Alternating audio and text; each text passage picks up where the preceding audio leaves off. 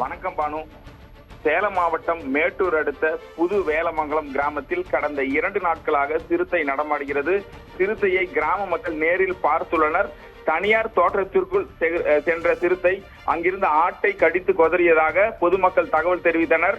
மேட்டூர் வனச்சரகர்களுக்கு விவசாயிகள் தகவல் தெரிவித்த நிலையும் அந்த பகுதிக்கு வனத்துறையினர் வந்து எந்த ஒரு நடவடிக்கையும் எடுக்காமதாக குற்றச்சாட்டு எழுந்தது. இந்த நிலையில் நேற்று காலை மீண்டும் பெருமாள் என்பவர் வீட்டின் அருகே சிறுத்தை நடந்து சென்றதாகவும் அதை சிலர் பார்த்து அங்கிருந்து அதை விரட்டி அடித்ததாக கூறினர். இதனால் வீதிக்குள்ளான மக்கள் பகலிலேயே நடமாட முடியாமல் வீடுகளிலேயே முடங்கி கிடந்தனர்.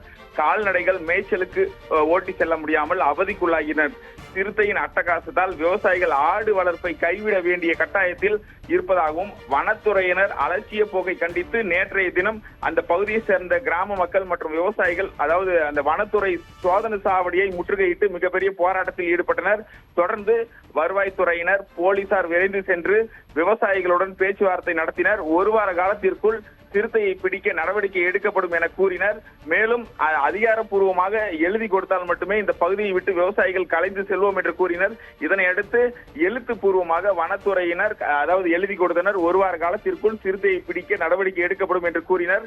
இந்த நிலையில் சிறுத்தையை பிடிக்க வனத்துறையினர் நடவடிக்கை எடுத்துள்ளனர். குறிப்பாக சிறுத்தை நடமாட்டம் இருந்த பகுதியில் வனத்துறையினர் சார்பில் கூண்டு வைக்கப்பட்டுள்ளது.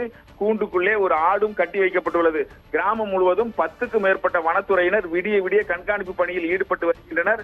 கிராம மக்கள் யாரும் மாலை மற்றும் இரவு நேரங்களில் வீடுகளை விட்டு வெளியே நடமாட வேண்டாம் என்றும் சிறுவர் சிறுமியர் தனியாக விட வேண்டாம் என்றும் வனத்துறையினர் அதாவது அந்த பகுதி முழுவதும் எச்சரிக்கையும் விடுத்து வருகின்றனர்.